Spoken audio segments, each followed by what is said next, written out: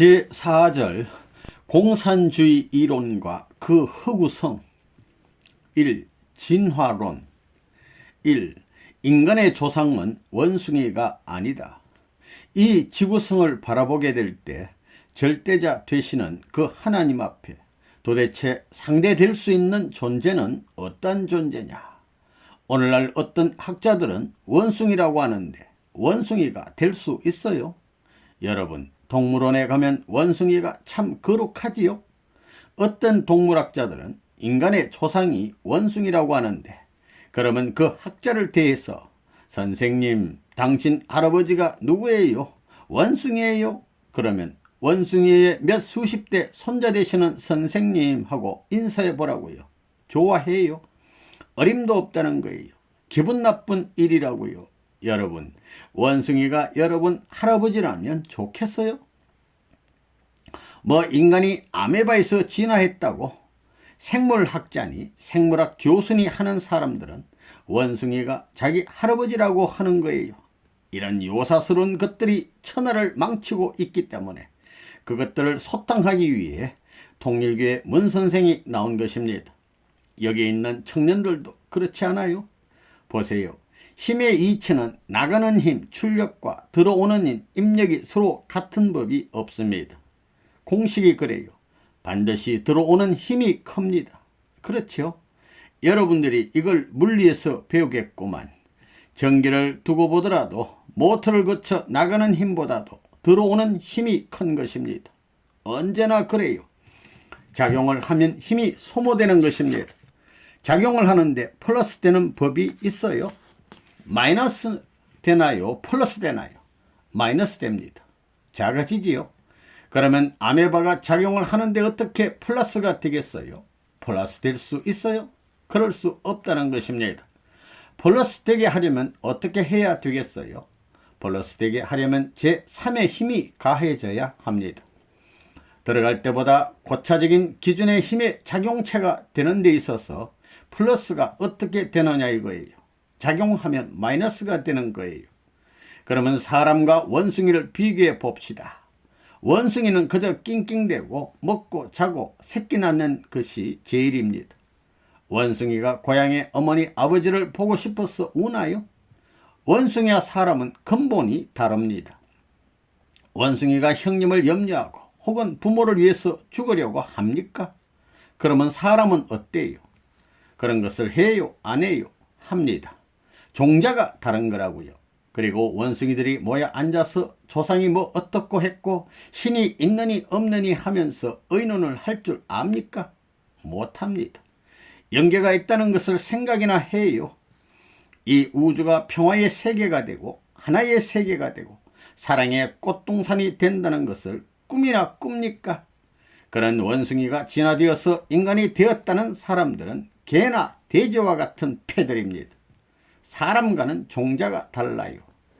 사람은 자기 중심 삼은 것이 아니라 남을 중심 삼고 보다 큰 것을 중심 삼고 소망하면서 살게 되어 있지, 자기보다 낮은 것을 소망하면서 살게 되어 있지 않다는 겁니다. 차원이 다르다는 것입니다. 인간은 고대로부터, 즉 인간이 생겨날 때부터 신을 숭상해 왔습니다. 신을 숭상하지 않는 종족이 없습니다. 신을 생각하고 우리 인간이 보다 나을 수 있는 우주를 생각하면서 나왔다는 겁니다. 원숭이는 그 꼴통으로 그런 것을 생각할 수 있어요. 몇천 몇만 단계가 지나도 안 되는 것입니다.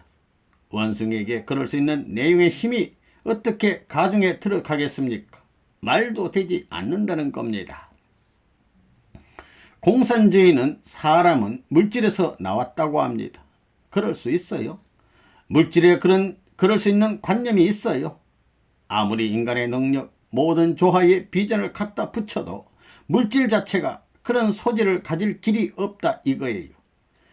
변정법에서는 모든 물질은, 모든 존재 세계는 변하고 발전한다고 하는데, 이것 높은 이상, 높은 기준을 향하는 마음도 발전하고 변하느냐 이거예요. 옛날 사람이나 지금 사람이나 몇만 년 후의 사람이나 이것에 대한 본성이 변하고 발전할 수 있느냐 이거예요. 그거 변할 것 같아요. 동물이 뭐 원숭이가 고등동물이라지만 원숭이가 그런 생각을 가져요?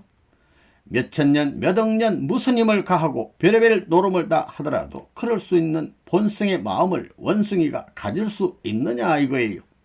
이런 관점에서 볼 때 우리 인간에게는 원숭이와 달리 본성적으로 그 위대한 본연의 작용이 투입되었다는 결론을 내릴 수 있는 것입니다. 그렇기 때문에 인간에게 이러한 변하는 소성이 아닌 변치 않는 소성을 투입한 것은 변치 않는 주체의 상대적 작용에 의해서 그의 대상적 실체가 되게 하기 위해서라는 거예요. 이런 논리는 타당하다고 보는 것입니다. 우리에게 그런 본성이 있다는 것은 그러한 본성을 지닌 주체적 실체가 있기 때문이라는 결론을 내릴 수 있는 것입니다. 여기서 주체의 관념과 대상의 관념을 알 수 있을 것입니다. 여기에서 나는 주체와 상대적 관계로 인연되어 있다는 것을 알 거라고요. 그러면 주체 되시는 그분의 그러한 본성을 투입한 것은 그것만을, 그 자체만을 위한 것이냐, 보다 차원 높은 이상경을 위한 것이냐, 이것이 문제입니다. 더 큰 것을 위해서, 더 큰 것을 바라서 투입했다는 결론을 우리는 내릴 수 있는 것입니다. 이 진화론은 흘러간 하나의 역사적 유물, 찰스 다윈 같은 사람이 쓴 종의 기원을 보면 그는 진화론을 기원으로 약육강식이라는 논리를 제창해서 힘을 가지고 세계를 제패하여 새로운 문화권을 형성하는 것을 정당화시키는 노름도 했습니다. 이런 별의별 노름이 다 벌어진 것입니다. 그래, 종의 기운이 뭐냐 이거예요. 근본 문제로 들어가는 거예요. 그걸 생각하게 될 때 신이 있느냐 없느냐 하는 문제, 오늘날 철학적인 관점에서는 의식이 먼저냐 사유가 먼저냐 하는 것이 큰 문제로 대두되고 있는 거예요. 근본에 가가지고 인간의 근본이 뭐냐, 원숭이에서 시작했느냐, 또 다른 무슨 종의 기원이 있느냐 하는 문제, 이런 근본 문제를 해결해야 되는 것입니다. 요즘에 진화론 하게 되면 이제 진화론은 다 흘러간 하나의 역사적 유물이 되어 있지만 진화되어 가지고 발전한다고 하지요. 진화하면 거꾸로는 왜 안 됐어요? 거꾸로 될 수도 있지 않단 말이에요. 동으로도 갈 수 있고 서로도 갈 수 있고. 진화할 수 있는 방향을 누가 잡아줬어요? 자기가 자라면서 방향을 잡나요?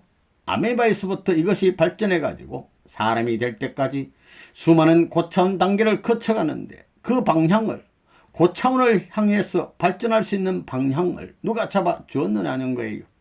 왜 그렇게 고차원을 향하느냐 이거예요. 아래로 내려갈 수도 있고 옆으로도 갈 수 있지요. 그 말은 무엇이냐 하면 여자가 남자 같기도 하고 남자가 여자 같기도 하고, 다시 말하면 둘 다 가질 수 있다는 거예요. 둘 다. 하나는 앞에 갖고 하나는 뒤에 갖고, 그런 이론까지 나오는 거라고요. 방향성. 여자는 여자로서 이래야 된다는 방향성, 남자는 남자로서 절대 이래야 된다는 방향성을 누가 결정했어요? 그걸 여자가 결정하고 남자가 결정해요? 뭐 우리 조상들이 그들이 결정한 것이 아닙니다. 이 우주가 결정하는 것입니다. 이 우주의 중심된 어떤 의지가 있어야 됩니다. 그 의지의 주체를 신이라고 보는 거예요.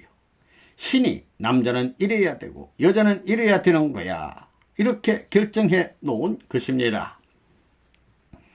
공상당식은 자연에 적응하는 것이 자연적인 이치라는 것입니다. 근본도 없이 적응한다고 이런 녀석들은 때려잡아야 합니다. 작용이 없어가지고는 아메바에서부터 더 큰 존재가 나올 수 없습니다. 더 큰 존재가 나오려면 반드시 작용이 벌어져야 하고 여기에 어떤 힘이 연결되어야 합니다. 즉 힘이 연결되려면 작용을 해야 하고 작용을 하려면 주체와 대상의 관계가 있어야 됩니다. 주체와 대상은 절대 마이너스 되는 데에서는 작용을 하지 않습니다. 플러스 되는 데서만 작용을 합니다. 그런데 주체와 대상 관계는 반드시 상대적 관계로 되어 있어야 됩니다. 따라서 아메바에서부터 발전을 하려면 발전할 수 있는 또 다른 어떤 마이너스라든가 또 다른 어떤 주체라든가 하는 어떤 무엇을 대해 가지고 주고받는 합동적 작전을 해야 합니다. 그래야만 더 큰 것이 나오게 되어 있는 것입니다. 그렇지 않으면 아무것도 나오지 않는다는 것입니다. 다시 말해 제2의 힘이 필요하다는 것입니다. 그 다음 목적이 필요하고 방향이 필요합니다. 그렇기 때문에 진화하는 데는 제멋대로 진화하는 것이 아니라 방향이 있어야 됩니다. 방향을 알아야 됩니다. 방향이 절대로 필요하다는 것입니다. 방향에는 그 방향이 가고자 하는 종착점이 있어야 합니다. 그것이 목적점이라는 거예요. 목적관이 있어야 된다는 거예요. 이것이 문제입니다. 그 다음에는 힘입니다. 힘의 공식적인 원칙을 보면 말이에요. 이런 공식이 있어요. 판사심. 인간에게 있어서 들어오는 힘하고 나가는 힘하고 같을 수 있어요. 힘이 들어와서 이렇게 작용했는데 작용하려고 들어오는 힘하고 작용하고 난 후의 힘하고 나가는 힘이 같을 수 있어요. 여기에는 소모가 벌어지지요. 그렇지 않아요. 운동을 하면 소모가 벌어지지요. 그러니 들어오는 힘하고 같을 수 없습니다. 작용하고 난 후에는 힘이 언제나 작게 마련입니다.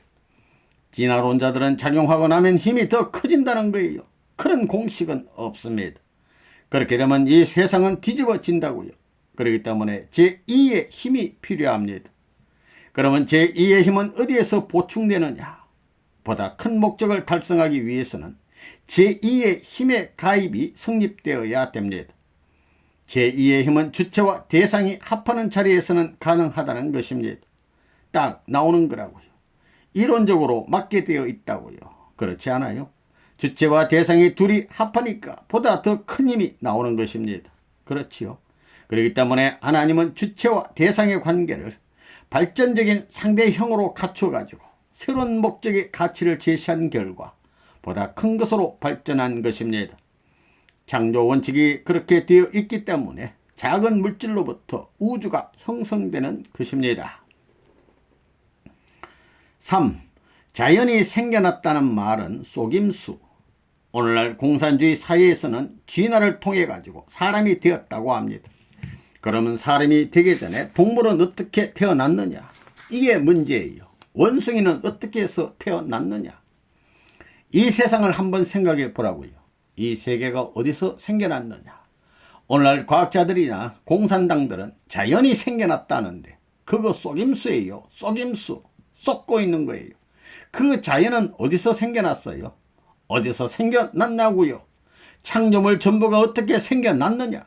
창조하지 않았다면 어떻게 존재하게 되었느냐 이거예요. 공산당들은 그냥 저절로 생겼다는 거예요. 이것도 피아노도 그냥 생겼다는 거예요. 이것도 전부 과학적이라는 거예요. 마이크도 너 왜 생겨났어 하면 그냥 생겨났다는 거예요. 웃음. 이 세상에 신비의 왕궁, 아무리 연구해도 알 수 없는 수백만의 의학 박사가 연구해도 해결 못하는 이 인체는 신비의 왕궁인데 너 어떻게 생겨났느냐 할 때 나 그냥 생겨났다. 그게 말이 돼요. 지극히 과학적인 소질을 속성을 지닌 자연이라 할 때 그 자연 자체가 하나님과 같다는 거예요. 결국 원인 없이 생겨나는 법이 없는 것입니다. 오늘날 여러분 진화론을 적용하는데 아메바면 아메바가 번식해 나오는 데 있어서 아메바보다도 큰 게 생겨나기 위해서는 여기 현재 것보다도 크게 될 수 있기 위해서는 다른 힘이 가해졌다는 거예요. 힘이 플러스 되었다는 거예요. 판사하시면서 말씀하신. 그러면 아메바 자체가 자기가 힘을 플러스 시키면서 발전할 수 있어요. 자체가 그런 힘을 가입시킬 수 있느냐 이거예요. 그런 능력이 있느냐 이거예요. 아니요. 조금 더 올라가서 더 큰 것이 될 수 있다면 여기에 더 큰 힘을 플러스해야 되는 거예요. 그러면 이 자체가 힘을 창조하여 플러스 시킬 수 있는 능력이 없는데 어디서 어떻게 오는 거예요? 그런 논리가 성립돼요? 아니요. 미스터 김이라면 미스터 김, 미스터 박이라면 미스터 박이 있을 때 내가 무하마드 알리 같은 사람은 문제없이 잡아치운다. 그럴 수 있어요. 그러려면 여기에 더 큰 힘이 가해지든지 해야지. 그렇지 않으면 아무리 했더라도 한계선을 넘을 수 없는 거예요. 미스터 박이 돌연변이에 의해 가지고 내 힘이 비상해지면 알리를 때려 눕힌다 할 수 있어요. 그럴 수 있어요. 아니요. 거기에는 무슨 주사를 맞든가 인삼 액기스 농축액을 먹든가 해가지고 힘을 가할 수 있는 동기를 갖다 놔야 폭발할 수 있는 다이너마이트를 걸어놔야 왕창 깨쳐버리게 할 수 있지만 그 자체로서는 불가능한 거예요. 그게 그 자체로서는 보다 큰 힘을 플러스 시킬 수 없기 때문에 불가능한 거예요. 그렇기 때문에 그 자체보다 차원 높은 전진을 할 수 없다는 결론은 이론적인 결론이라고요. 4. 사람을 중심한 진화론 비판. 인간이 생명을 지니고 나는 데는 우주의 모든 생명들이 지니고 난 것과 같은 상대적인 원인을 갖고 났다는 것을 우리는 여기서 말할 수 있는 것입니다. 사람 하나를 모델로 삼아가지고 저급 미생물에서부터 고급 동물까지 모두 지어 나왔다는 것입니다.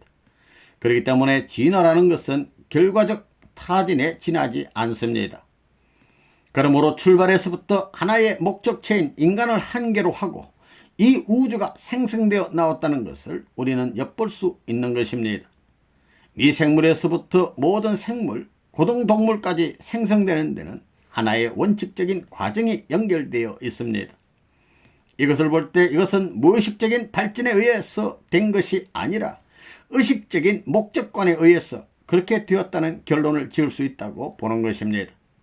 그렇기 때문에 모든 존재는 목적관이 들어있는 존재로서 출발했다 하는 것을 우리는 여기서 알아야 되겠습니다. 하나의 존재를 생각할 때 반드시 내적 목적과 외적 목적을 갖고 있습니다. 대체로 이렇게 보게 되면 인간도 두 목적체로 되어 있습니다. 몸의 목적과 마음의 목적이 있습니다. 이렇게 두 목적을 지니고 있지만 하나의 귀결점은 마찬가지입니다.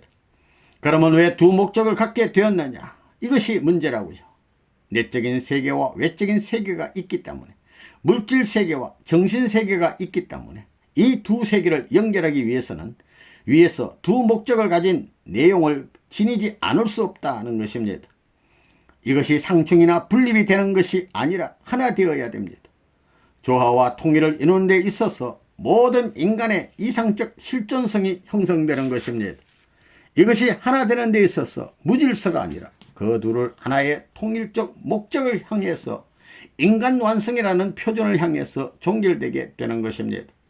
그렇게 완성된 남성이면 남성 혹은 여성이면 여성 자체들이 하나 되기 위해서 활동을 하는 것입니다. 남자와 여자가 왜 하나 되려고 하느냐?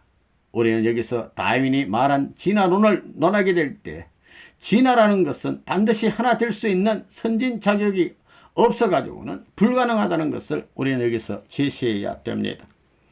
진화가 이루어지기 전에, 진화라는 결정을 보기 전에 진화될 수 있는 선진적 작용, 서로가 합하려고 하는 힘이 있다는 사실을 우리는 인정해야 됩니다. 이 선진적인 힘, 먼저 진화를 일으킬 수 있는 힘은 보다 높은 것으로 전전하게 되어 있습니다. 그러면 이걸 누가 제시했느냐 이거예요.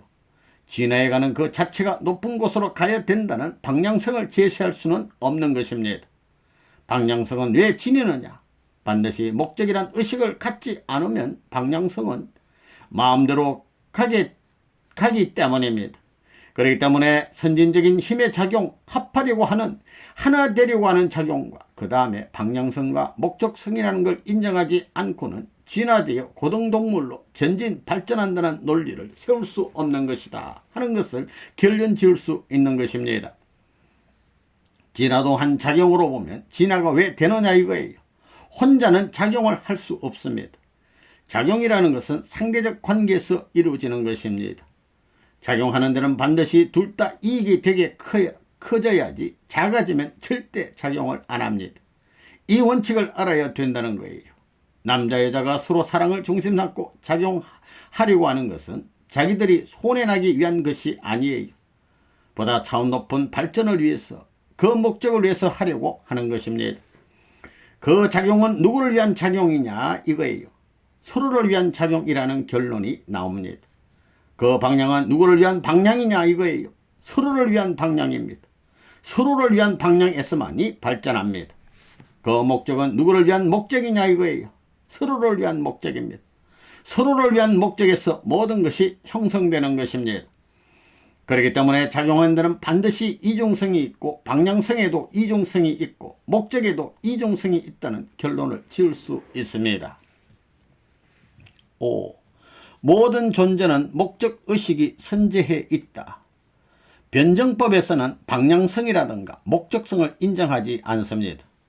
그 다음에 작용성에 대한 근본 문제를 터치 안 하려고 합니다. 왜 작용하려고 하느냐, 왜 하나 되려고 하느냐 하는 문제를 터치 안 했습니다. 그 자체를 중심 삼아 가지고 발전한다는 것입니다. 발전하는 데는 반드시 큰 것으로 발전한다. 여기에 돌연변이라는 가상적인 논리를 세워가지고 메우려고 노력하고 있습니다. 왜 돌연변이가 벌어지느냐 이거예요. 그렇다면 작용은 누가 했고 방향성은 누가 제시했고 그렇게 결과된 목적은 누가 제시했느냐 이거예요. 그 자체들이 제시할 수 있느냐? 없다 이거예요. 우리 남자 여자들이 사랑하는 데 있어서 옛날 고대의 우리 조상들과 지금 우리들과 사랑하는 방향이나 작용이나 목적이 다를 수 있나요? 같습니다. 그게 왜 돌연변이가 안 나오느냐 이거예요. 사람이 지금까지 진화했다면 사람 이상으로 진화해야 하는데 왜 사람에서 정지했느냐 이거예요. 이게 문제입니다. 사람이 스톱한다고 해서 이렇게 됐어요? 내가 스톱한다고 사람이 생각해서 스톱되었어요? 아니요. 사람이 그것을 결정한 것이 아니라 스스로 결정된 자리에 사람이 서 있다는 것입니다. 이 사실은 이미 이 우주의 의식이 먼저 있었다는 결론을 내릴 수밖에 없다는 것입니다. 우리는 눈 하나 놓고도 대답을 다 못하는 거예요. 오늘날 변정법이나 진화론을 가지고 이걸 이야기 못한다는 거예요. 여러분은 앞으로 공산주의자들과 싸워야 됩니다. 이제 진화론과 변정법을 깨뜨려야 돼요. 진화론만 깨뜨려버리면 변정법은 깨진다 이거예요. 지금 싸움은 뭐냐? 의식이 먼저냐? 물질이 먼저냐 하는 문제입니다. 공산세계는 물질이 제일이다. 물질이 처음이다 하고 민주세계에서는 의식이 먼저다라고 합니다. 이 눈은 물질이에요. 물질로 구성되어 있습니다. 눈이 어떻게 생겨나느냐 할 때 눈이 그냥 생겨나고 싶어서 생겨났다고 생각하는 녀석은 미친 녀석이라고요. 코는 가만히 있는데 눈은 왜 움직여요? 왜 눈이 움직여 할 때에 움직이고 싶어서 움직이지 하는 것이 진화론식이고 변정법식이에요. 눈의 목적은 보는 거예요. 보는데 목적이 있기 때문에 움직이는 거예요. 목적을 달성하기 위해서 움직이는 거예요.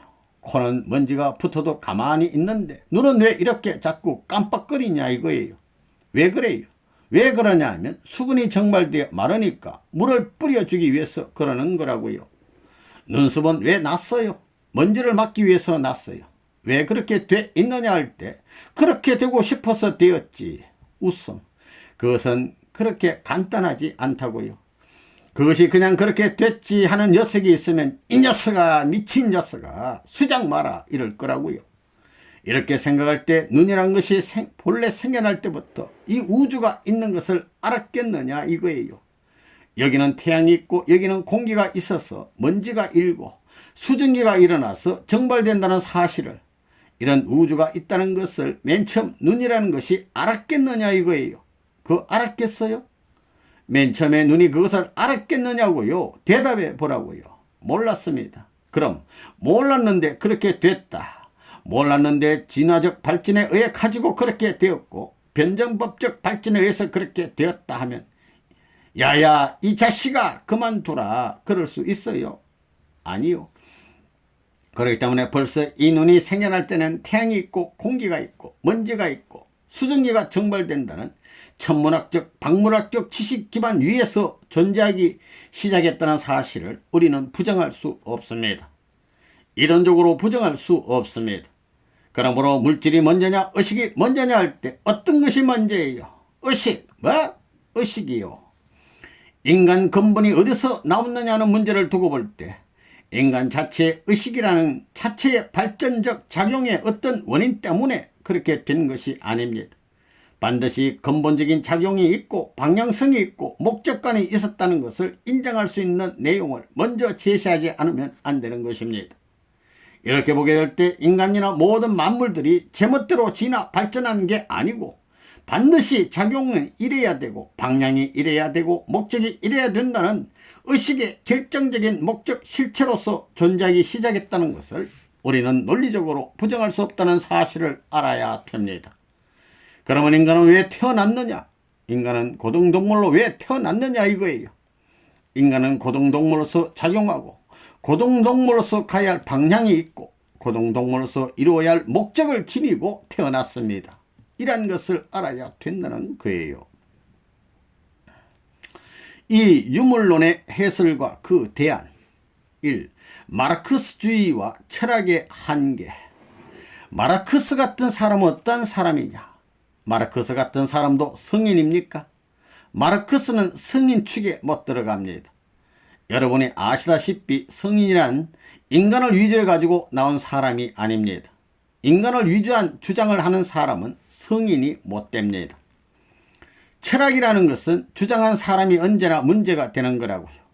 마르크스주의면 마르크스주의를 주장한 사람이 주동적인 역할을 하는 거라고요. 그 사상권 내에 전부 다 융합시키기 위해서 세계로 발전시켜 나오는 것입니다. 그 중심이 누구냐면 인간이라는 것입니다.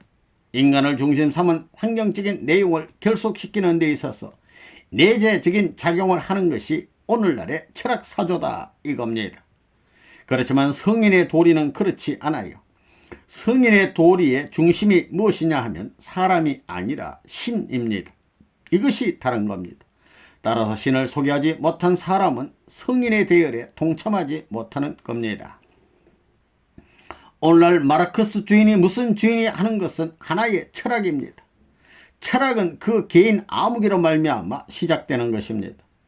철학은 지식의 기원을 통해 가지고 나오는 것이지 신과의 관계, 생명의 기원을 통해서 나온 것이 아닙니다. 철학은 사람이 무엇이냐는 문제를 놓고 탐구하는 데 있어서 인성설을 주장했을는지 모르지만 생명의 기원은 어디서부터냐 하는 것을 추구하지는 못했습니다. 그 문제를 추구하는 것은 철학이 아니라 종교인 것입니다. 철학은 하나님을 발견하려 했으나 발견 못하고 낙방했습니다. 하나님을 놓쳐버리고 사람이 제일이다 하는 인본주의로 흘렀습니다. 이 사람도 못 찾고 물질이 제일이다 하는 물본주의, 유물주의로 나왔습니다. 오늘날의 사조는 무엇이 움직이느냐? 철학이 움직입니다. 그러나 철학은 생명과 관계가 있는 것이 아닙니다. 여러분은 그걸 알아야 됩니다. 철학이 생명을 좌우할 수 있는 권한적인 입장은 못 되는 것입니다. 생명의 대상적인 입장에 설 수 있는 지식의 기원은 되지만 생명의 내용을 결정할 수 있는 자체는 못 됩니다. 그러므로 철학은 생명을 구할 수 없다는 결론이 나오는 것입니다. 성인들은 철학자가 아닙니다. 성인들을 분석해 볼 때 이들은 무엇을 가지고 살았느냐? 무슨 전법을 가지고 살지 않았습니다. 물론 지식을 가르쳐 주기야 했지요. 인생의 도리의 일면을 가르쳐 주긴 했지만 그것은 무엇을 중심 삼고 가르쳐 주었느냐? 세상을 점령하기 위한 전략적인 것을 가르쳐 준 것이냐? 이들이 가르친 내용은 달라요. 전부 다르다는 겁니다. 지식은 알면 알수록 점령해 나가는 것입니다. 오늘날의 서구 철학이라는 것은 점령적인 철학입니다. 알면 알수록 점령해 나간다는 것입니다. 많이 알면 알수록 자기를 넘어가지고 그 판도를 세계화시키려고 한다는 것입니다. 무엇을 중심 삼고 세계를 중심 삼고 자기를 중심 삼고 세계를 위하는 길을 따라 나간다고는 하지만 누구를 중심 삼느냐 하면 어디까지나 자기 자체를 중심 삼는 거예요.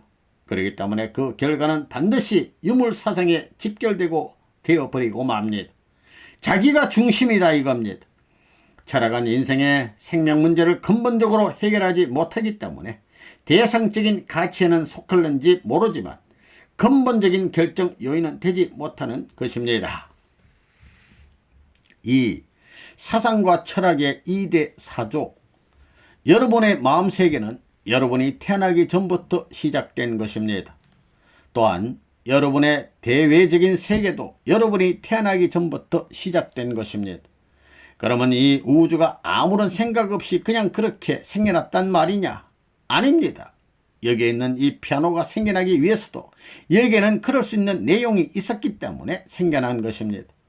이렇게 해서 생겨난 것인지 모르지만 어떻게 해서 생겨난 것인지 모르지만 어떤 조화의 힘이 작용했기 때문에 생겨난 것임에는 틀림없습니다.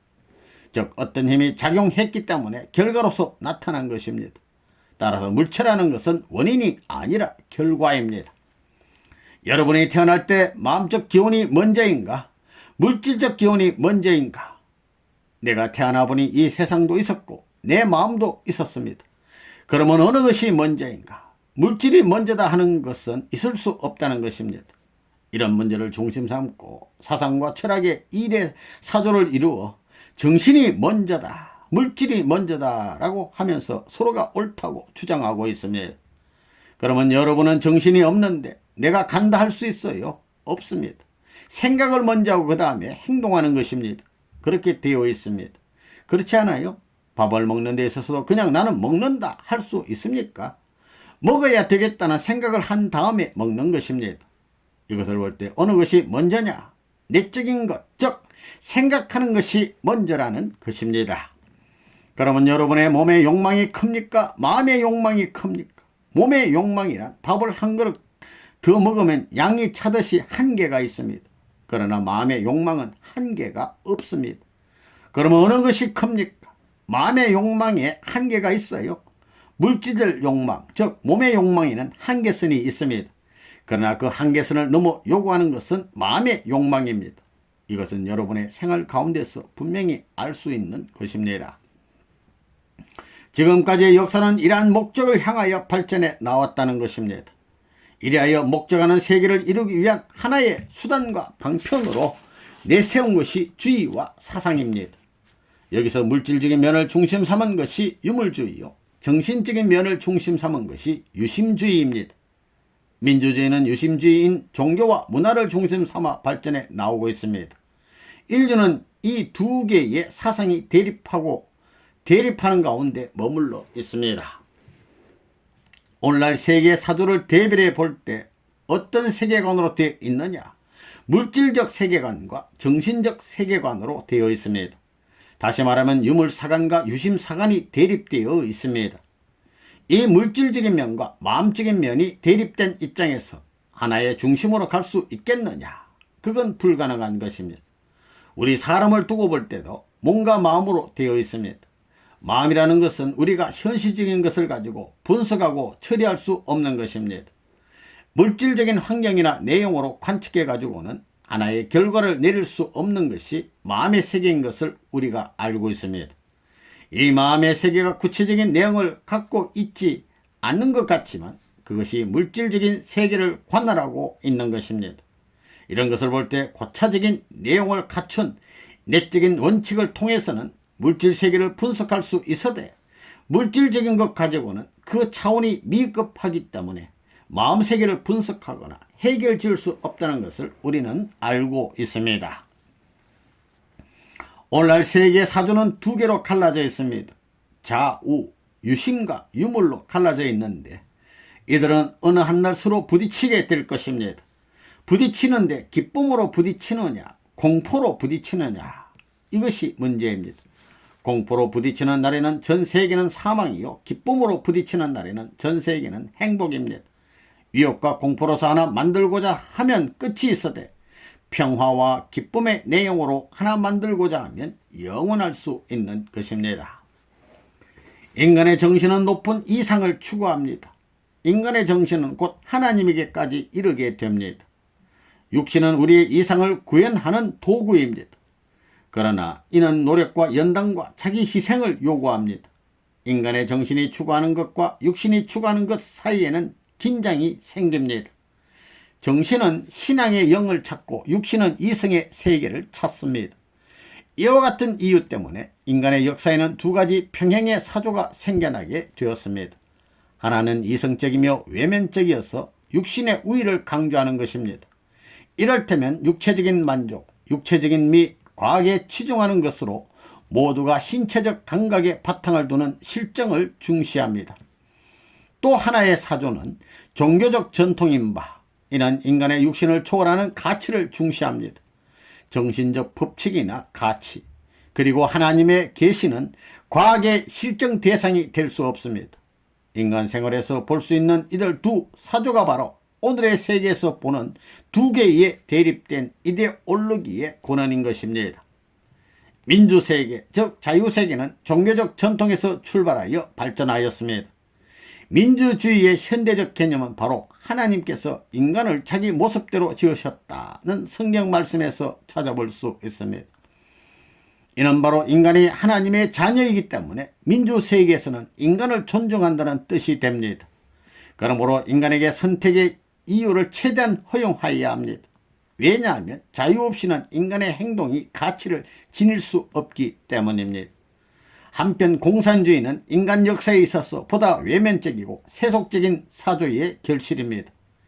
계몽사조와 프랑스 혁명을 거친 후 마르크스는 폭력과 사회공학적 기법을 응용하여 하나님에 대한 신앙을 축출하고 폭력에 의한 사회질서 구축을 주장하였습니다.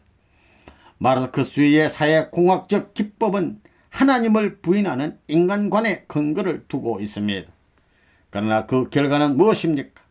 비록 마르크스의 견해나 주장을 옹호하는 사람들이 있기는 하되 마르크스 이론을 실험하고 실천해 온 역사가 70년을 헤아리는 소련 등지에서의 결과는 한마디로 비극적인 실패라고 할 수밖에 없습니다. 공산주의 세력을 공고히 하기 위해 1억 5천만 명의 무관 인명이 희생되었으나 마르크스가 약속했던 정의와 번영의 세계는 그 어디에서도 실정을 찾아볼 수 없습니다. 오늘 이들 양대 이데올로기와 이를 신봉하는 나라들은 지구상에서 서로 정면 대결하고 있으며 일찍이 상상조차 못하였던 거대한 파괴력을 가지고 세계를 위협하고 있습니다. 3. 역사 발전 과정과 공산주의. 지금까지 발전해온 역사의 모든 내용을 인체에 견주어서 생각해 볼 때 최근까지 세계를 움직여온 사람들은 머리 좋은 사람들, 즉 지성인들이었습니다. 그래서 머리의 시대였다고 할 수 있을 것입니다. 그런데 2차 세계대전을 전후해서는 군벌들, 즉 힘이 있는 사람들이 세계를 움직였습니다. 즉 팔시대였는데 이제는 노동자 농민을 중심 삼은 발시대로 들어왔습니다. 왜 이렇게 역사가 발전해 와야 되었느냐 하면 사탄 세계의 모든 것을 하늘이 되찾아 오기 위해서 그랬다는 것입니다. 즉 인류 역사는 하나님의 복귀 승리 역사입니다. 그래서 머리 좋은 사람들이 많이 하늘편이 되었습니다. 오늘날 세계를 지도하는 민주세계의 지성인들은 대부분 신을 신봉하는 사람들입니다. 미국에서도 그렇습니다. 이제 사탄은 점점 머리를 빼앗기고 몸을 빼앗기고 나중에는 발로 쫓겨난다는 것입니다. 자기 마음대로 유린하던 인류를 다 빼앗기고 마지막에는 하나님 앞에서 제거당할 수밖에 없는 운명에 서 있기 때문에 사탄은 자기도 모심받지 못하고 하나님도 모심받지 못하게 하려고 신이 없다고 하는 공산주의를 생겨나게 한 것입니다. 여러분은 이것을 알아야 합니다. 그렇기 때문에 이제 세계적으로 사탄의 분리 현상이 벌어집니다. 머리에서의 분리, 손에서의 분리 현상이 벌어집니다. 그리고 머리는 하나님을 상징하는데 이것은 인체의 정보기관이라 할 수 있습니다. 모든 사물을 관찰하는 기관이 머리에 있고 얼굴에는 7개의 구멍, 입, 코 둘, 눈 둘, 귀 둘이 있습니다. 그래서 칠수를 대표할 수 있는 정복망을 가지고 사탄과 악한 것들을 끊어버리는 것입니다. 그래서 최후의 수단으로 사탄이 도피하기 위해서 그리고 하나님에 대적했던 사탄이 이제는 하나님을 긍정하고 자기 자체를 폭발시켜야 할 종말 시대에 왔기 때문에 자기와 하나님을 부정함으로써 하나님도 모심받지 못하게 하고 자기도 모심받지 않으려는 것입니다. 이러한 사상이 공산주의입니다. 또 공산주의는 인간을 하나님께 돌아가지 못하게 하려는 사상이기도 합니다. 또 이들은 회의를 밤에 합니다. 비밀 지시나 비밀 사항을 결의하는 것도 전부 밤에 합니다. 반면에 민주세계에서는 낮에 합니다. 그리고 공산주의자들은 땅굴에서 모의를 합니다. 그래서 이러한 운동을 세계화시켜서 전 세계를 마귀화시키려는 집단이 공산당이요, 하나님께서 주관하셔야 할 세계를 대신 다스려 보겠다고 나선 악마의 집단이 공산당이기 때문에 하나님께 골칫거리라는 것입니다. 4. 유물론의 정체. 지금 하나님과 사탄이 사람을 놓고 싸우고 있습니다. 여러분, 성경을 보게 되면 사탄은 공중 권세를 잡은 자라고 했습니다. 또 지상의 왕이 사탄이라고 했습니다. 그래서 하나님은 사탄이 잡은 공중 권세와 지상 권세를 빼앗아 나와야 된다는 것입니다. 그것이 1차 대전 이전까지, 즉 세계적인 문제를 중심 삼고 사탄이 하늘과 싸우는 세계 시대까지는 영적 세계를 하늘이 점령해 나온 것입니다. 이렇게 하늘이 영적 세계를 점령하니까 사탄은 지상 세계로 내려오는 거라고요.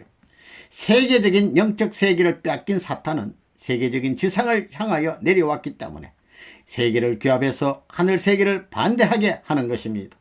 이것이 무엇이냐?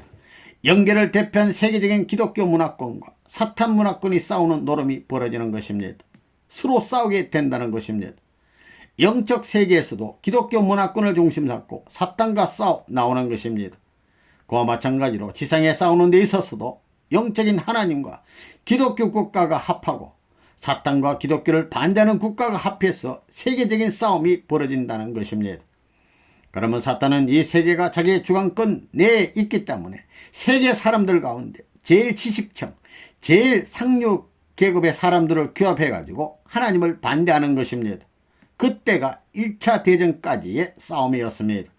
세계를 장악한 상류 계급층이 사탄 세계를 동원해 가지고 하나님 편을 치는 때라는 겁니다. 사람으로 비해서 말하면 사탄이 최고인 머리 부분을 동원해 가지고 하늘을 반대한 때라는 거예요. 그것이 제1차 세계대전인 것입니다. 그 다음에 사탄이는 그것을 뺏기니까 상류 계급에서 중류 계급으로 들어가는 거예요. 쫓겨 내려온 거예요. 사람으로 말하면 목의 시대는 지나가고 팔의 시대, 즉 힘의 시대로 들어온 것입니다. 힘을 가지고 세계를 한번 하나님에게 대항하겠다는 겁니다. 그것이 중류 계급에 해당하는 군벌 시대인 것입니다. 군벌 시대, 힘 가지고 세계를, 힘이 있어야 된다는 것입니다. 이것이 제2차 세계대전인 것입니다. 그래서 사탄은 중류 계급까지 쫓겨 내려왔다는 거예요. 사람으로 말하면 허리 이상을 전부 하늘이 빼앗은 거나 마찬가지라는 거예요. 그래서 사탄이 쫓겨 내려가 이젠 갈 데가 없으니 맨 아래 발의 시대로 향하는 때가 왔다고요. 이것이 사탄 세계의 마지막 발판인 노동자 농민 시대라는 겁니다. 공산주의는 노동자와 농민을 중심 삼은 것입니다. 밑창이라는 거예요. 하부, 하류 계급, 노동자 농민을 중심 삼아 가지고 규합하는 것입니다. 이제 사탄이가 하부 구조까지 내려왔는데 여기서 쫓겨나는 날에는 자기 갈 곳이 없다는 거예요. 자기가 갈 곳이 없으니까 자기가 인류 앞에 모심도 못 받으니까 하나님도 모심 못 받게 하기 위한 주의가 하나님이 없다, 신이 없다라고 하는 주의라고요. 그래서 땅주의, 유물주의라는 거예요. 그리고 경제주의라고 그래요. 경제주의라고요. 경제를 가지고 세계를 주관해 보자는 것입니다. 마르크스니즘은 무엇이냐면 경제 철학이라고요. 내적인 하나님, 마음 부분은 전부 떼어버리는 거예요. 나만이 인류를 갖겠다는 주의라고요. 이런 것을 볼 때 얼마나 간교하고 교활한 사탄인가를 여러분이 알아야 되겠다고요. 그렇기 때문에 최후에 남은 사탄의 지혜의 학문이 공산주의라는 것을 여러분이 알아야 되겠다고요. 인간을 세워 세계를 제패하겠다는 것이 아니라 물질을 가지고 세계를 제패하겠다고 하니까 인간보다도 물질을 위에 세우는 패들이라고요. 물질이 조상이니 물질의 세계를 인정함으로 말미암아 사람의 가치를 인정하지 않는다는 것입니다. 인간은 신을 중심 삼고 이루어진 내용을 가져야만 가치가 있는 것인데 그것을 전부 부정하기 때문에 이 세상은 물질만 남아진 세계가 되었습니다. 그렇기 때문에 사람 하나 없애는 것을 집 한 채 허는 것보다 쉽게 한다는 거예요. 집을 한 채 헐겠느냐, 사람 10명을 치워버리겠느냐 하면 사람 10명을 치워버리는 거예요. 사람 없애는 건 문제도 없다는 거예요. 이 주의가 지금 세계를 뒤흔들고 있다고요. 상류, 즉 머리와 몸뚱이가 책임을 다했으면 발은 머리의 지배를 받고 몸뚱이의 지배를 받게 되는 것인데 그것들이 전부 다 책임을 못하니까 발만 다니면서 야단인 것입니다. 이 민주세계가 책임을 다했으면 목과 몸뚱이와 같은 상류와 중류 계급이 주님과 합했으면 정상적인 사람의 몸뚱이를 가지고 세계를 하나로 만들었을 것인데 그것을 못했기 때문에 다 죽어버린 것과 마찬가지로 되어 있다는 거라고요. 물질은 피조물입니다. 피조물의 물질을 사랑하는 주의가 세계를 지배하는 데 그렇게 악착 같다면 창조주를 위하는 그 백성은 얼마나 악착 같아야겠는가를 생각해야 됩니다. 피조물을 위한 주의보다도 소련이 피조물주의를 중심 삼아가지고 그 주권을 사랑하는 것보다도 창조주를 중심 삼은 주의가 창조주의 주권을 사랑하는 데 있어서 몇 배 이상이 되지 않으면 안 된다는 것입니다. 그것은 당연한 이치입니다. 흙, 물질이 사람을 만들었다는 거라고요. 흙, 물질이 사람을 만들었다는 것입니다. 그러나 사람을 위해서 흙이 나온 것입니다. 사람을 위해서 이것을 바로잡지 않으면 세계는 사탄 세계가 되어버리기 때문에 이것을 바로잡는 것이 오늘날 우리 통일교의 사명인 것을 알아야 되겠습니다. 그렇기 때문에 여러분이 이 사탄 세계만 꺾어 놓으면 세계는 우리 세계가 되는 것입니다. 이것이 우리 통일주의라고요. 통일주의. 그래서 외적으로 사탄이 지배하는 이 세계, 영육 세계를 하늘이 뺏어가지고 지배할 수 있어야 비로소 이상세계가 출발한다는 것을 알아야 되겠다고요. 알겠어요? 예. 첫째는 사탄주의를 벗어나야 된다는 것을 여러분이 알아야 되겠습니다. 인간은 지금까지 땅을 빼앗는 싸움, 사람을 빼앗는 싸움을 해왔습니다.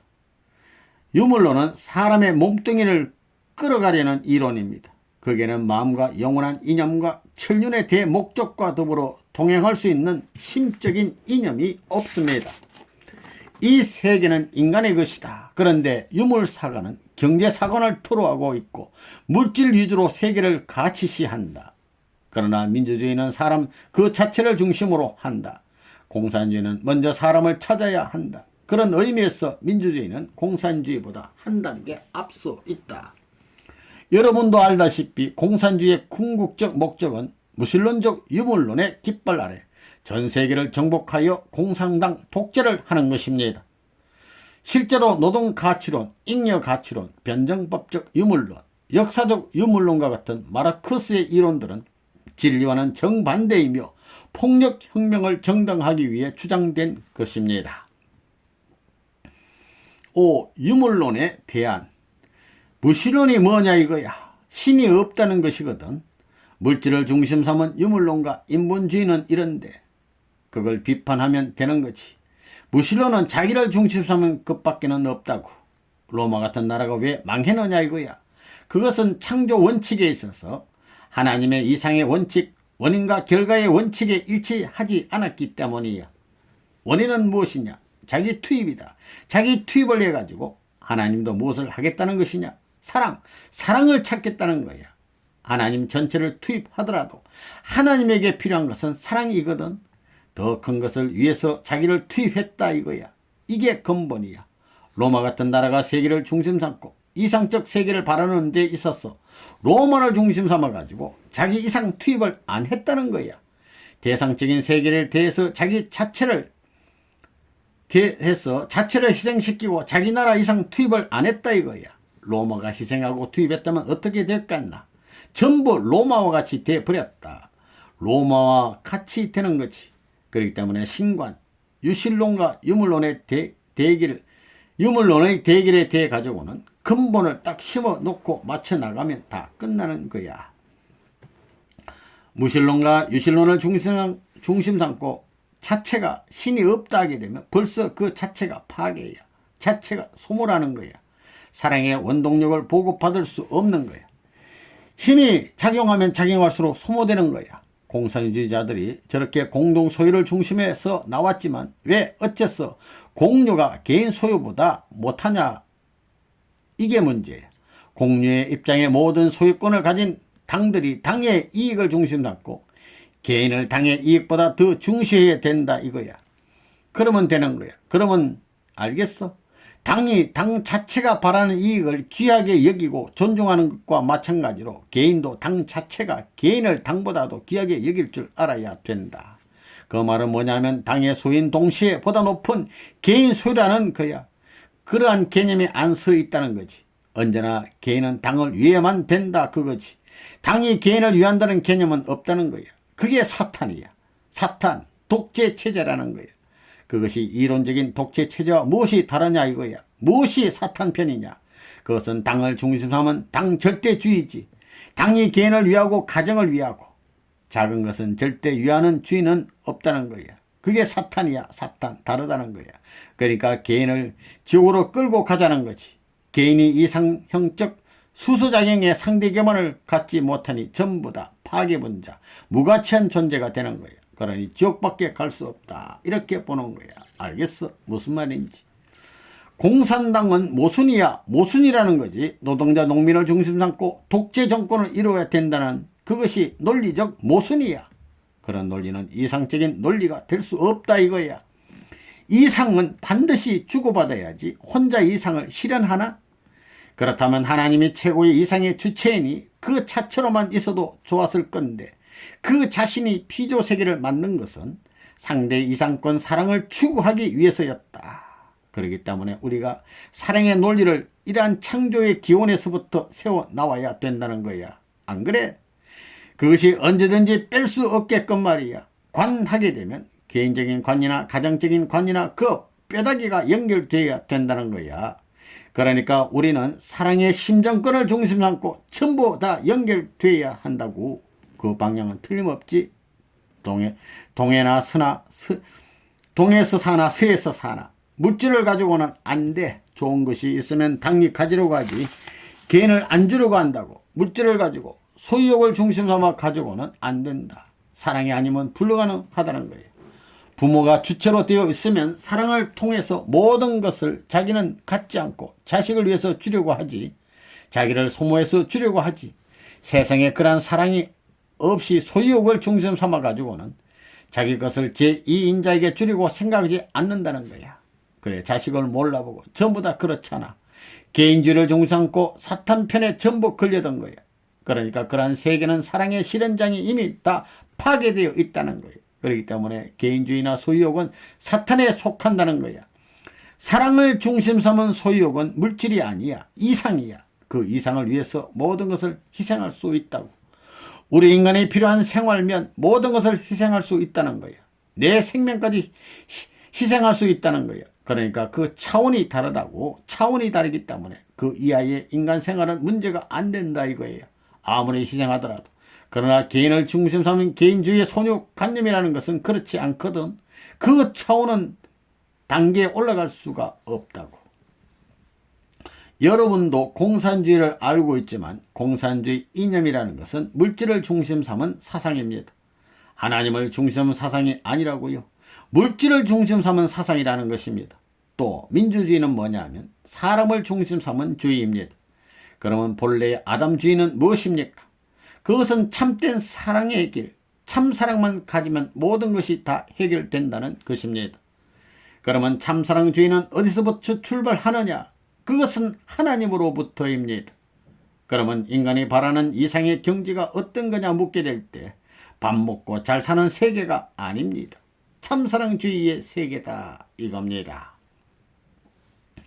3. 유물변정법의 해설과 대안. 1. 해겔의 근본적인 실수. 해겔의 변정법은 틀렸습니다. 해겔의 변정법에 나오는 투쟁이라는 개념은 어디에서 인용하였는지 아십니까? 인간의 마음속에 깊이 들어가 보면 양심과 육심이 싸우고 있습니다. 그래서 해겔은 투쟁이 원래부터 있는 것처럼 생각해 왔던 것입니다. 신이 창조한 세계 그 자체에 투쟁이 있다고 곡해하였습니다. 이것은 인간이 타락했다는 근본적인 사실을 몰랐기 때문입니다. 인간의 본심을 깊이 살펴보면 상반되는 두 마음이 대립하고 있는 것을 알 수 있는데 그러한 두 마음, 즉 양심과 육심이 서로 대응하면서 역사가 발전해 왔다고 본 것입니다. 해겔이 타락을 생각하지 못했던 것이 근본적인 실수입니다. 타락한 결과로서 나타난 인간 자체를 분석해 보면 인간은 상반되는 두 가지의 성질로 결합되어 있습니다. 그런데 신이 인간을 이와 같이 상반된 두 가지의 성질을 가진 존재로 창조한 것이 원칙이라고 생각하고 우주도 그렇게 이루어졌다는 이론을 세우게 되었습니다. 공산주의 사상은 모든 사물을 변정법적 이론으로 분석하고 역사의 발전도 변정법으로 이해하는 것입니다. 현실 세계의 일체를 상부구조와 하부구조로 나누고 이들이 서로 투쟁하면서 역사가 발전한다고 하는 전투적인 이론을 전개하고 있습니다. 그러므로 발전하기 위해서는 이런 이전의 것을 파괴하지 않으면 안 된다는 이론이 나오게 되는 것입니다. 원래 해겔의 변정법은 현재 인간을 타락하지 않은 입장에서 생각하였습니다. 그러나 사실은 정반대입니다. 인간이 타락되었으므로 양심과 육심의 대립과 투쟁이 시작되었다는 것입니다. 원래 창조 본연의 인간 내부에는 모순성은 없었던 것입니다. 그런 면에서 볼 때 우리들에게는 본연의 기준에 일치하는 현실적인 운동이 절대 필요한 것입니다. 헤겔은 생활의 장이 모순을 잉태하고 있다고 보았습니다. 그것이 일상의 일에 다 적용되며 종교는 이상한 것이라고 생각하였던 것입니다. 그러나 헤겔의 생각과 그가 세운 이론은 근본적으로 틀렸습니다. 타락한 결과에 인간을 중심으로 하여 그것이 창조 본연의 인간인 것으로 생각한 점이 잘못되었던 것입니다. 그러므로 우리들이 여기서 강조해야 할 것은 인간은 타락됐다는 관념을 빨리 선포하는 일입니다. 우리 인간은 자체 속에서 양심과 육심이 서로 다투고 있습니다. 그 두 개의 힘의 확대가 민주주의 세계와 공산주의 세계, 유신과 유물의 두 세계로 분립되어 나타나고 있습니다. 이제 그 결실의 수확기를 향해서 전진하는 것이 말세에 나타나는 시대사조의 현상입니다. 이러한 관점에서 우리 통일사상은 어떻게 하여야 할 것인가? 본래부터 출발점이 틀렸으므로 우리들은 한 차원 높은 권원으로 돌아가야 합니다. 한 차원 높은 권원적인 입장에서의 인간은 어떤 모습입니까? 이것은 양심과 육심이 싸우고 있는 인간의 모습이 아니라 양심과 육심이 일치하고 있는 인간인 것입니다. 절대적인 일치, 영원한 일치라는 기준에서 볼 때 영계와 지상이 일체가 되어야 하는 것입니다. 아직까지 우리는 다 가짜예요. 가짜. 보라고요. 왜 가짜냐 이거예요.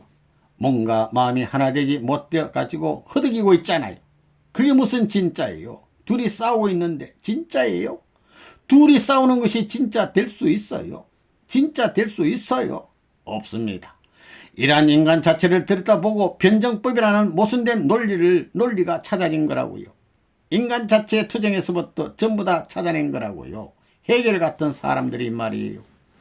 오늘날 일반 철학자들이 타락의 관념을 모르고 인간의 마음을 헤쳐보니 그와 같은 것이다 해가지고 무슨 변정법이니 무엇이니 전부 다 이런 게 나오는 거예요. 투쟁이 기원이다 하는 것도 전부 다 일리가 있는 것 같지만 타락한 그 자리에서 볼 때는 말이에요. 사람의 마음을 가만히 찾아 들어가게 되면 딱 투쟁하는 것과 같거든요. 타락한 결과에서 보면 딱 그렇게 보인다는 거예요. 이 작용의 원칙으로 본 변정법의 오류. 공산주의자가 말하는데 대우주에는 힘이 있어서 모든 것이 발전한다고 한다. 환경세계를 인정하고 나서 논리의 출발을 하고 있다는 것이다. 하나의 존재가 있기 위해서는 존재하기 위한 환경을 갖지 않으면 안 된다. 물, 흙, 공기가 없으면 안 된다. 이것은 환경의 절대 요건이다. 그들의 논법에 따르면 진화시키는 환경은 어디서부터인가? 있을 리 없다. 그것으로는 모순이다. 진화할 수 있는 환경의 기준은 어디로부터? 자연이라면 어떤 방법으로? 힘에 의해. 힘은 어디서 생기는가? 힘이라고 하는 것은 혼자서는 생기지 않는다. 힘이 있기 전에 상대 기준이 있다.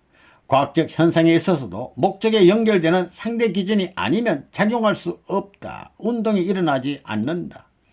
그러면 힘이 있기 전에 무엇이 필요한가? 힘이 있기 위해서는 상대 기준이 없어서는 안 된다.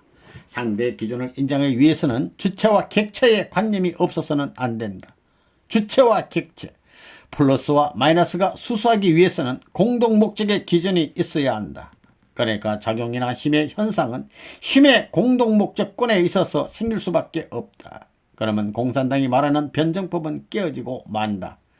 정의라는 것과 반대되는 것이 있어서 그들이 투쟁하여 합체가 되어 간다고 한다. 정의라는 것과 반대되는 것, 그것들은 두 개의 다른 관념으로서 전혀 다른 것이다. 다른 목적권이다. 서로 다른 목적권이 일치될 수 있는가? 정의라는 것과 반대되는 것이 있다는 것이 아니라 반대되는 것이 있고 거기에 정이 생기기 위해서 투쟁 과정에 있다고 하는 것이다. 상대작용은 공동 목적권 내 한해서 작용한다. 절대로 마이너스 되고 손해되는 곳에는 작용하지 않는다. 공동 목적을 완수하는 권 내에 있어서 서로 끌어당기며 작용하는 것이고, 이것을 가지고 본다면 공산주의 변정법은 근본적으로 잘못이다. 모든 것은 상대적으로 존재하고 있습니다. 상대가 정해지면 목적과는 자동적으로 나옵니다. 그 목적은 둘을 합한 것보다 더 큰 가치를 지니는 것입니다. 그렇기 때문에 둘이 합하는 것은 서로 모순 대립하여 합하는 것이 아니라 공동의 목적 달성을 위해 합하는 것입니다. 이것이 통일교의 이념의 근본을 이루고 있습니다. 그러므로 이러한 근거를 가지고 변정법만 뒤집어 놓으면 공산주의의 유물사관이나 경제이론 등 마르크스의 모든 이론은 전부 다 뒤집어지게 되어 있습니다. 공산주의는 뭐냐? 주체도 인정 안 한다. 대상도 인정 안 한다. 방향성도 없다. 목적성도 없다 이거예요. 이 가운데 어느 하나를 인정하면 다 깨져 나가는 거예요. 여기서는 주체와 대상의 관계를 투쟁으로 보고 있습니다. 싸워가지고 하나 된다는 거예요. 세상에 그런 법이 어디 있어요? 웃으신 그럴 수 있어요. 여자하고 남자하고 싸워서 하나 된다. 몸과 마음이 싸워가지고 하나 된다 이거예요. 그들은 또 주체와 대상에 있었어도 물질이 먼저지 마음이 먼저가 아니다. 마음은 물질에 의한 파생물이다라고 합니다. 뭐가 어째 이놈의 자식들 막 뒤집어요. 거꾸로 뒤집어 왔다고요. 이놈의 사탄. 방향은 투쟁이다 하면서 투쟁의 방향을 취하고 있다고요. 평화의 방향이 아니에요.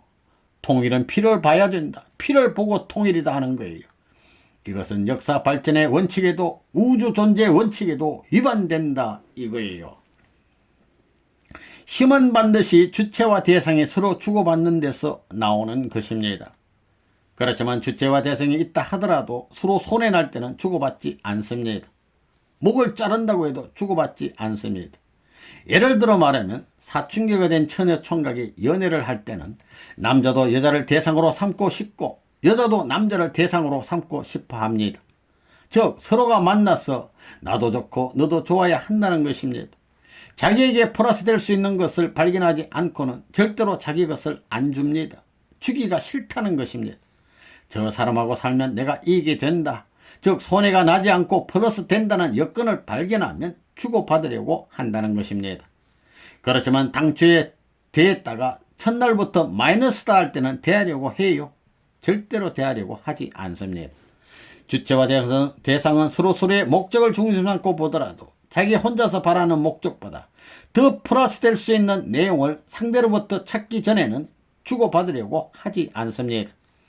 다시 말하면 좋을 수 있는 결과가 나타나지 않으면 주고받지 않는다는 것입니다. 좋다는 것은 무엇이냐? 플러스 된다는 것입니다. 나쁘다는 것은 무엇이냐? 자꾸 뜯어가니까 다 없어지고 마이너스가 된다는 것입니다. 좋은 것은 플러스 되어 흥하는 것이고 나쁜 것은 마이너스가 되어 망하는 것입니다. 그렇기 때문에 마이너스 될 수 있는 데는 아무리 주체와 대상에 인연이 있다 하더라도 아무리 강력한 힘을 가하더라도 주고받는 힘이 안 나오는 것입니다.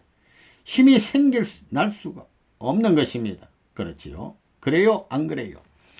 이런 점에서 볼 때 공산주의의 변정법은 이것을 모르는 논리라는 것입니다. 힘의 대결을 인정하기 위해서는 주체와 대상의 관계를 맺어야 합니다. 이것이 선결 요건입니다. 여러분들이 화학 실험을 할 때 원소의 이온화 경량을 보더라도 원소들이 무조건 작용하지 않는다는 것을 알 수 있습니다. 그러나 원소들이 목적하는 결과에 더 좋을 수 있고 더 플러스 될 수 있는 요소가 조금이라도 갖춰지면 대번에 작용하는 것입니다. 만일 마이너스 될 수 있는 요소가 조금이라도 들어가서 자기 자체의 침해를 받게 될 때는 절대로 작용하지 않습니다. 이 우주는 자기 스스로 보호작용을 하는 것입니다. 이것이 원칙입니다. 과학적인 원칙이라는 것입니다. 알겠어요?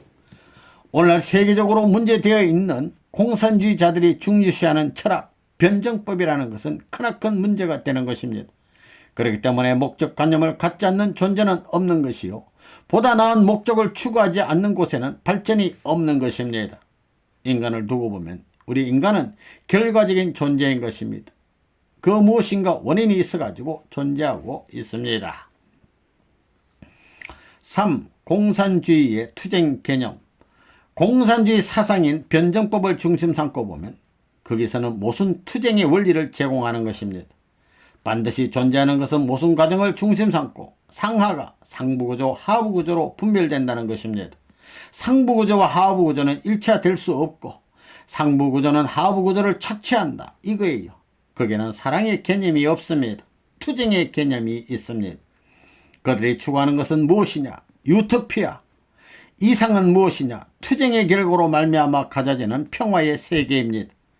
그 평화의 세계는 오늘날 민주세계에서 말하는 평화와는 다릅니다. 평화에 위배되는 모든 것은 숙청합니다. 반동분자라는 거예요. 그러니까 반동분자를 다 잘라버리고 반동분자가 없게 만든 그 세계의 평화를 말하는 것입니다. 다릅니다. 오늘날 소련이 평화를 주장하는데 그 평화는 마르크스 레닌주의를 중심 삼아가지고 거기에 위배되는 모든 반동분자를 숙청해버리고 거기에 지지하지 않는 분자가 있는 입장에서 하나 된 평화의 경제를 말하는 것이 아니라 다 잘라버리고 숙청해버리고 없는 자리에서 마르크스주의 일변도 입장에 선 그런 반대 무리가 없는 경제를 말하는 거예요. 그걸 평화라고 하는 것입니다. 다르더라고요. 민주세계의 평화는 좌우가 같이 하나 될 수 있는 개념을 말하는 것입니다. 근본적으로 다르다고요. 좌우가 하나 되어가지고 화합해가지고 이상적인 움직임을 갖추는 그 경지를 민주세계에서는 평화라고 말하는 것입니다. 거기에는 숙청 개념이 없습니다. 포괄적 개념이 있고 간접적 개념은 있어도 숙청 개념, 파괴적 개념이 없다는 것입니다.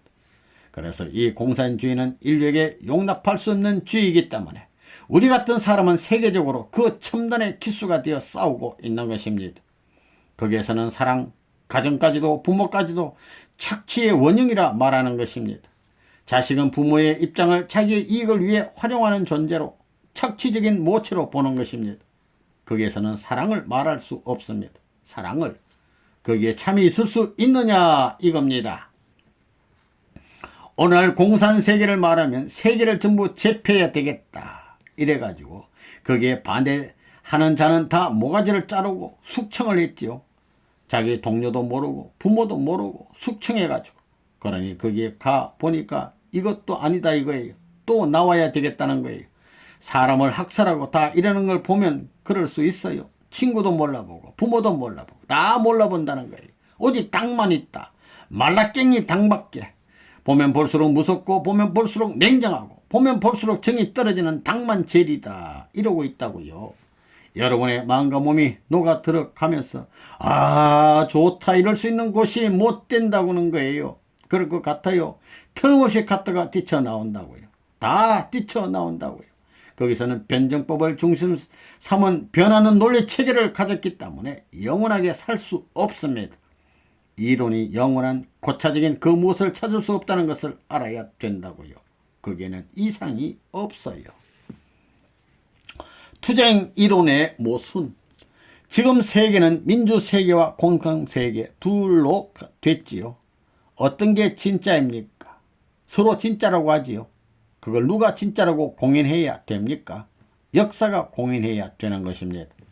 공산주의 이론으로 하면 역사가 공인해야 한다는 말이 성립 안 됩니다. 변정법적 논리에 의하면 역사는 투쟁에 의해 발전한다고 하니 전통이 없습니다. 그렇기 때문에 전통 파괴의 개수가 사탄입니다. 사탄이 파괴의 앞잡이라고요. 천년만년의 역사를 세울 수 없는 것입니다. 이론 자체가 틀렸기에 역사적 변호를 받을 수 없어요. 그건 뭐냐면 변하지 않는 원리 원칙의 진리에 따른 전통적 역사 배경이 없다는 말입니다. 그러면 언제 진리에 입각해서 변할 수 없는 역사적 전통 기반을 공산세계가 닦겠어요? 그들이 말하는 유토피아 세계, 그들은 사회주의 사회를 거쳐서 공산주의 사회로 넘어간다고 합니다. 공산주의 사회, 그것은 끝장이 나요. 모순된 논리를 가지고 세계를 뭐 어떻고 하겠다고? 유물론의 변증법에는 투쟁 개념이 들어있습니다. 모순을 중심 삼고 그걸 극복하는 데서 투쟁 개념이 나온다는 것입니다. 그러나 이상적인 세계를 이루는 데 있어서 결론은 투쟁 개념이 아닌 투입 개념이 있습니다. 즉 주체되는 것이 투입해야 된다는 것입니다. 투입하면 어떻게 되느냐? 열만큼 높았던 것이 자기 투입을 하면 자기는 내려오지만 상대는 올라간다는 것입니다. 여기 대학생, 아이고 의식혁명이 이루어져야 된다.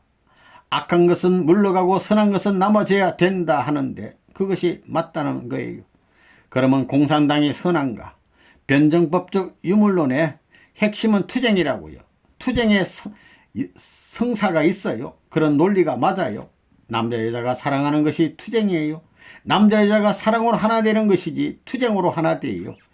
이대 모순적 존재가 남자 여자라고 하는데 이들이 합으로 하나 되는 건 어떡하고 이따위 엉터리가 어디 있어. 변정법 그거 우스운 거라고요. 둘이 대립되어 가지고 싸워 가지고 하나 된다는 것입니다. 그래 여자 남자가 매일같이 싸우는데 모레 아침에는 더 발전한다는 논법이라고요. 웃음. 그럴 수 있어요. 어림없는 말이라고요. 싸움을 하면 서로가 손해를 입고 후퇴하게 되는 거라고요. 세상에 역사적으로 싸움을 해가지고 부강해진 나라를 봤어요. 여러분이 그것을 알아야 됩니다. 변정법 논리는 투쟁 개념입니다. 불평부터 시작하는 거예요. 사탄이 하나님의 뜻을 파탄시키면서 이론적인 터전을 갖고 나와가지고 세계 무대를 혼란시키는 이때에 그 틈바구니에 끼어 물들어서는 안 되겠다는 것입니다. 대학교에서 전부 다. 공산주의의 투쟁 개념은 뭐냐? 상부구조와 하부구조. 상하, 전후의 두 패를 갈라 싸우게 해가지고 서로가 약화시켜서 집어삼키려고 하는 주의예요. 그러나 사랑으로 엉클어지면 누가 집어삼키겠어요? 역사시대에 제1 이스라엘이 망하고 제2 이스라엘이 망한 사실을 우리가 직시하고 있는 이상 제3 이스라엘권을 중심 삼고 우리들이 가야 할 길은 만교의 통일이요 만국의 통일의 사상을 가지고 가는 길입니다. 주먹과 힘으로 하는 것이 아니에요. 사랑 가지고 10년, 20년, 1000년, 만년 녹여내고야 말 것입니다. 이 쩍그러진 결과를 가지고 아무리 했댔자 문제는 이미 해결할 수 없는 단계로 넘어섰다는 거예요. 그래서 세계 사람들은 지금 인간이 왜 이렇게 되었느냐 하는 문제를 오늘날 종교에서는 막연하게 타락되어서 이렇게 되었다 하지만 구체적인 내용을 제시하지 못하기 때문에 오늘날 역사는 혼란의 와중에서 몰락하고 있다는 거라고요. 이런 관점에서 우리 통일교회는 이 역사를 보는데 어떻게 보느냐. 투쟁 역사는 투쟁 역사인데 선악이 교차하는 투쟁 역사다. 이렇게 보고 있는 거라고요. 그게 다르다고요. 이것이 점점 세계적인 전쟁이 되어 갈수록 거기에 대해서 악한 것과 선한 것이 서로 싸워가지고 악한 것은 제거되고 선한 세계로 옮겨져 간다는 것이 우리 통일교회의 역사관입니다. 부모의 마음의 발전과 혁명이 필요하냐? 어때요? 동물도 새끼를 사랑할 줄 알지요? 예. 마르크스, 레닌 혹은 헤겔의 무슨 변정법 논리를 적용해가지고 변천하느니라 할 때 거기에 적용될 수 있어요? 적용될 수 없어요. 복귀라는 것은 변정법에 적용 안 된다고요. 발전을 안 하는 거예요. 발전 안 해요.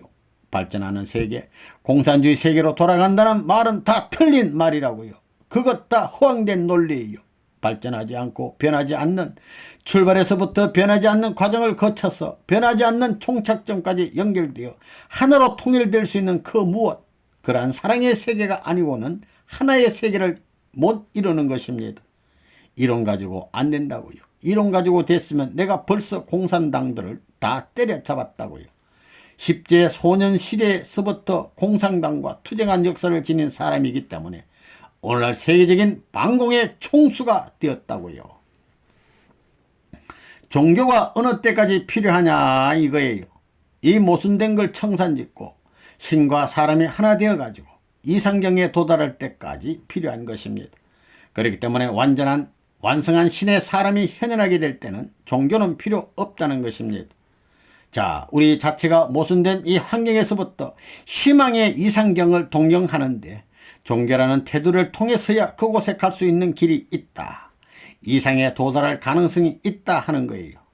이것이 이론적으로 맞다고요. 그렇지만 모순된 인간이 비약이니 투쟁이니 해서 이상세계를 실현한다는 이 논리는 불가능한 것이라는 결론이 벌어지는 거라고요. 오늘날 변정법이라는 논리라든가 공산주의 이론 가지고는 불가능하다고요. 그럴 수 있는 바탕의 기준이 없다는 거예요. 이건 기준을 무시하는 거예요. 기준이 없다는 것입니다. 그들은 말하기를 물질이 정신보다 앞에 있다고 하는데 그건 고기 덩이가 몸뚱이가 완전하다 그 말이라고요. 우리 자체로 볼 때 몸뚱이가 마음보다 더 완전해요? 아니요. 몸뚱이는 제한권 내에 있고 마음권은 무제한권에 있는 것입니다. 그러니 어느 게 크냐 하면 마음이 크지 몸이 큰 게 아니라고요.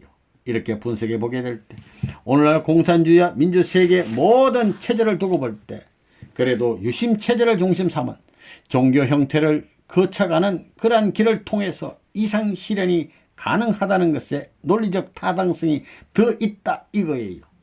레버넌 문이라는 사람이 어떤 사람이냐, 이러한 문제의 와중에서 누구보다도 고심한 사람이다 이거예요. 천년 만년이 지나도 변치 않을 그 기준을 어떻게 세워놓을 것이냐. 억만 년 후에 사람들이 과거의 하나의 절대적인 기준을 중심 삼고 온갖 정성을 다하고 사력을 다하더라도 거기에 접하기에 부족하다고 할 수 있는, 그러면서 절대적으로 가지 않으면 안 된다는 신념에 사무칠 수 있는 터전위에 선 주의라면 그 주의를 중심 삼아가지고 세계는 자동적으로 통일될 것입니다. 이런 점에서 보면 공산주의의 유물 변정법을 중심 삼은 현상 세계는 절대 통일이라는 것이 있을 수 없습니다. 통일을 하는데 투쟁을 통해서 통일한다는 자체가 논리적인 모순이라는 것입니다. 그들이 미래의 소망을 걸고 통일을 추구하지만 그런 방법으로는 통일된 세계를 이룰 수 없습니다. 5. 변정법으로 설명 안 되는 것. 참된 사랑이 뭐냐? 변하는 거냐? 변하지 않는 거냐? 변하지 않는 것이에요. 그러면 이 사랑을 중심 삼고 그래도 이 세상에서 변치 않는 사랑의 종류를 한번 찾아보자고요. 뭐예요? 부부끼리 사랑하는 거예요? 아니요. 그 다음에 부모가 자식을 사랑하는 것이에요. 어떤 것이에요? 어떤 것이 변하지 않아요? 부모의 사랑. 자, 부모의 사랑인데 자식이 부모를 사랑하는 사랑하고 부모가 자식 사랑하는 사랑하고 어느 것이 더 변치 않는 거예요? 부모가 자식 사랑요. 부모가 자식을 대하는 사랑은 이 세상의 사랑이 다 변하더라도 변하지 않고 있다는 사실을 우리는 역사를 통해서 알 수 있습니다. 그러면 여기서 문제되는 것이 뭐냐?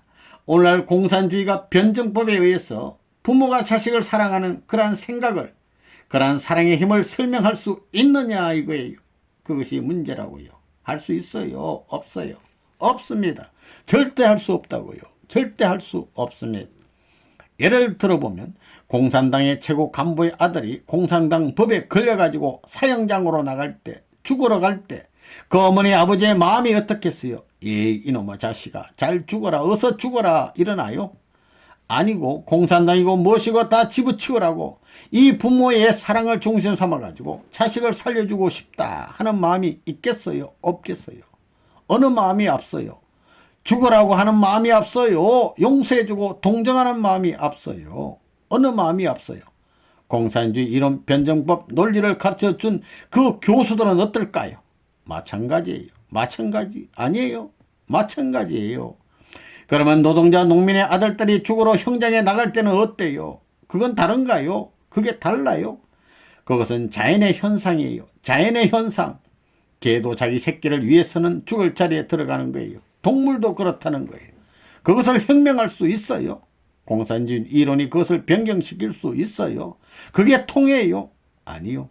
이러한 참된 사랑, 본연의 사랑은 아무리 공산주의고 민주주의고 그 무엇으로도 혁명할 수 없다는 거예요. 혁명할 수 없다 이거예요. 변경할 수 없다는 게 결론이에요. 알겠어요? 인정해요. 틀림없이 인정해요. 이론적으로 인정돼요.